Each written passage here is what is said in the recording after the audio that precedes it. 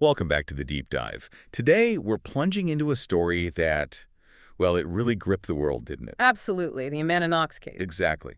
For years, the headline seemed so clear, often sensationalized. Mm. But as we'll get into, the reality was far more complex, even shocking. Mm-hmm. Our source for this is Amanda Knox, The Untold Story, which really tries to peel back those layers. And that's our mission here, right? To go beyond that sensationalism, look at the facts of this really high-profile legal battle. Yeah. We want to show you how evidence, perception, and frankly, personal biases all sort of tangled together. How they shaped her fate. Exactly. And how those factors can, deeply impact the search for justice. So get ready, because what you thought you knew might get challenged. Okay, let's unpack this then. It starts grimly, November 2nd, 2007, Perugia, Italy. A horrific discovery. Meredith Kercher, Amanda's 21-year-old British roommate, found murdered in their apartment, partially clothed, deep cut to her throat. Just awful. Truly awful. But what's striking, as the source points out, is how incredibly fast Amanda went from being a witness, someone grieving, to the prime suspect. Right.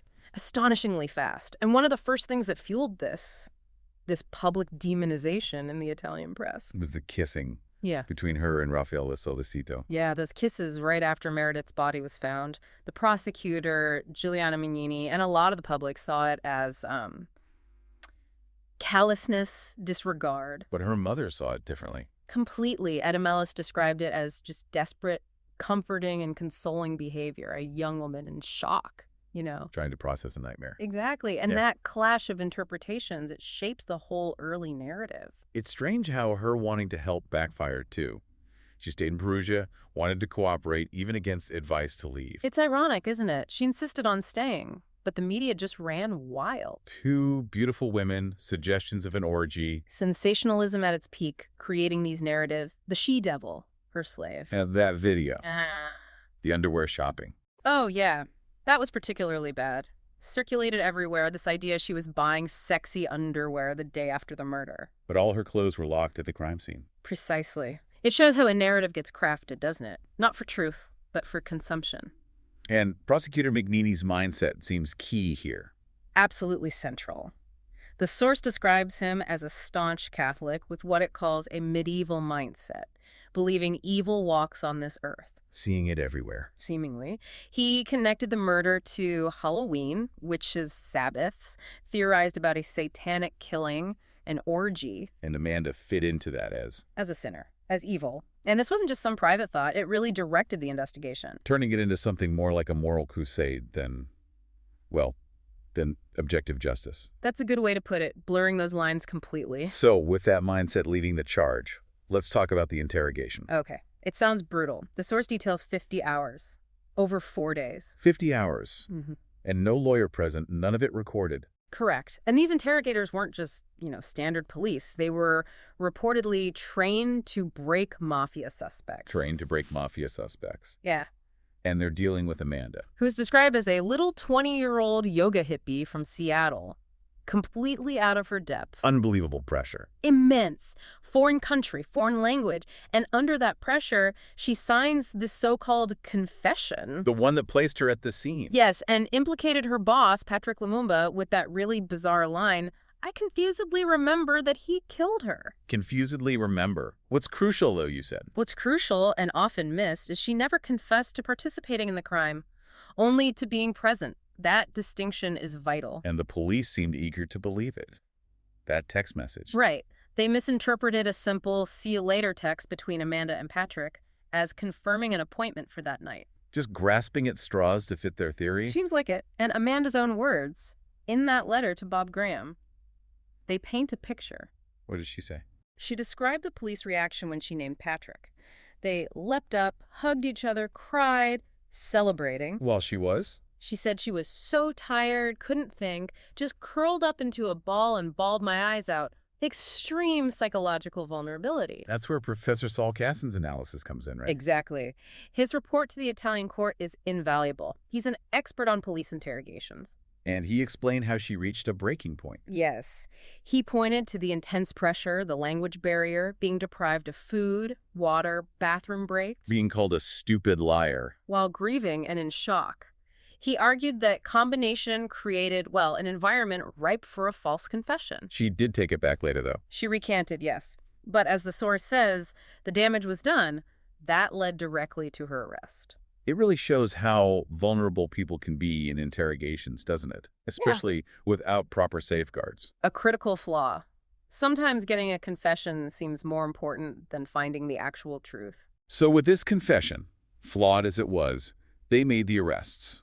Amanda, Raphael, and Patrick Lumumba. And what's truly astonishing, as the source highlights, the police chief declared case closed. Before any forensic evidence was back. Before a single piece, all based on McNeely's gut feeling, his drug-fueled orgy theory, with Amanda supposedly the ringleader. It just shows how powerful the story can be, even without facts. Absolutely. But then, slowly, facts started to emerge. Patrick Lumumba. Released pretty quickly, wasn't he? Yeah, he had a rock-solid alibi. And the initial DNA findings. Nothing connecting Amanda or Raphael to the room. That's what the source says. Nothing in that room out of all those 400 samples that places Amanda or Raphael in that room. You can't just selectively clean your DNA. That should have been a huge red flag. For anyone looking objectively, yes, a huge red flag. But then a new suspect did surface. Rudy Guade. Right. Thanks to forensics. A bloody fingerprint at the scene. His footprint, his DNA, all pointing to Guade. And he fled. To Germany, yes. He later admitted being there, even claimed he was cradling Meredith.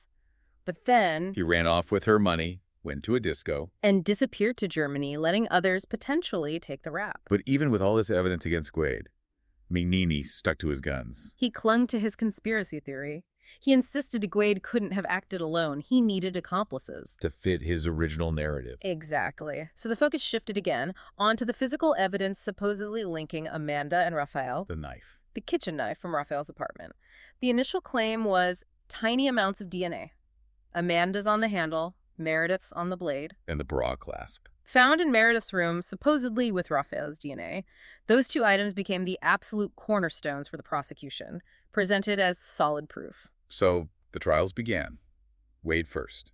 Guade was tried separately in 2008, convicted of killing Meredith, sentenced to 30 years, later cut to 16. And his story changed. Under pressure, yes.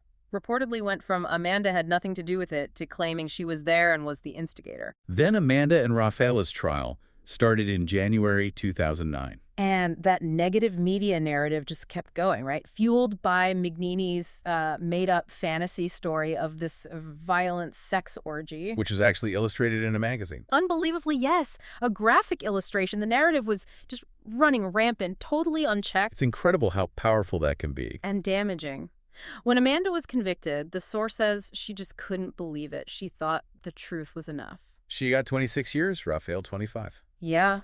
And her prison experience sounds terrifying. Fear of sexual assault. Constant fear. And this disturbing incident with the high-ranking prison administrator. The one fixated on sex. Yes. Asking her invasive questions, even asking if I would like to do it with him. Trying to get something to fit the sex-crazed she-devil narrative. That's clearly how Amanda saw it. An attempt to support the prosecution's theory. Her lawyers complained, and she was, as the source puts it, beyond determined to not do that. Incredible strength. So how did things finally start to turn around? The appeal. The appeal was a major turning point, a real shift in attitude from the judiciary. The new judge started differently. Very differently. Opened with a clear, grounded statement. The only thing we know for certain is that Meredith Kercher is dead. Setting a new tone. Objective. Exactly. And that led to independent experts reviewing the DNA evidence. And their findings were, well, shocking. How so? They found 54 mistakes in the gathering of the DNA in that room. 54? Wow. That's not just sloppy. It's a systemic failure. It shows how easily evidence can be compromised if protocols aren't followed rigorously. And the murder weapon, the knife. Completely debunked. The experts confirmed Meredith's DNA was not on the blade. Not on the blade, so the initial claim was wrong. Entirely wrong. Amanda's DNA was on the handle, sure, but why? Because she cooked there. Used the knife. Exactly. She cooked in Raphael's house, used it to cut bread. Perfectly normal. What about the bra clasp, the other key piece? That fell apart too. It was collected 6 weeks after the murder. Using dirty gloves, and then, get this, they placed the bra clasp back on the floor at the scene after collecting it. You're kidding. Contamination central. Completely compromised, scientifically worthless. The experts concluded zero evidence against Knox and zero evidence against Celestino on these crucial items. So the prosecution's main physical evidence just evaporated. It wasn't just reinterpreted, it was demolished. And there was no other link. Digital evidence. None whatsoever. No texts, no emails, no calls connecting Amanda and Raffaele to Rudy Guade. Nothing. And that witness, the homeless heroin addict? His testimony was deemed so unreliable, inconsistent, the judge basically dismissed him, threw it out. So McNeely's case is collapsing. Systematically, under factual scrutiny. Yet, his reaction during the appeal. Asking for life sentences. Even then. Astonishingly, yes. Asking for longer sentences. It really fueled that feeling of, well, vendetta is an Italian word. A personal drive seemed to overshadow objective justice. God, the emotional toll on Amanda during all this. Must have been immense. Her friend said, it kind of hurts to hope. Imagine that, hanging in the balance again. Fearing a second conviction would just destroy her. A very real terror. And then the closing arguments, McNeely still attacking, criticizing their behavior in court. But Amanda gave a final speech. A very impactful final speech, heartfelt. The source says it left 3 jurors in tears. And then the verdict. The verdict. Yeah. Convicted of slander against Patrick Lumumba, but time served. The murder convictions? Overturned. Entirely. Overturned. The aftermath must have been intense. Incredibly emotional. Amanda weeping openly. Raphael very calm, stoic. The Kercher family reacting with quiet dignity. And the public in Perugia. Disappointment. Which shows how deeply that initial flawed narrative had taken root. That last trip back to prison. Sharing a car with Raphael. Symbolic, wasn't it? A quiet shift from prisoner back to human being. She said goodbye to guards, even one who'd shown some kindness, putting money on her account. A small touch of humanity. Yeah. And looking forward, Amanda's talked about becoming an advocate. For the wrongfully convicted. Right.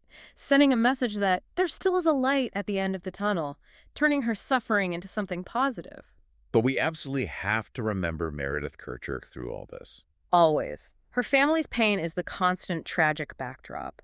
As Amanda's father, Kurt Knox, acknowledged, Meredith still leaves quite a big hole, and the Kerchers endured the worst thing that a parent could ever experience. That loss, that tragedy, is the core. And it brings us back to that hole the authorities dug. How so? They had Rudy Guade, they had strong evidence against him early on, but pride, vanity, whatever it was, as the source puts it, made them keep digging. Trying to force him into this larger conspiracy narrative. Instead of just following the facts where they led, they likely had the murderer but pursued this other story. Leading to years of injustice for Knox and Celestino. And prolonging the agony for the Kerchers. It's a stark lesson in how institutional ego, maybe, and reluctance to admit mistakes can just derail justice completely. So this whole case, as we've looked at it, it's such a powerful example, isn't it, of how it's not just about evidence. Not at all. It's about beliefs, media stories, procedural flaws. All impacting justice.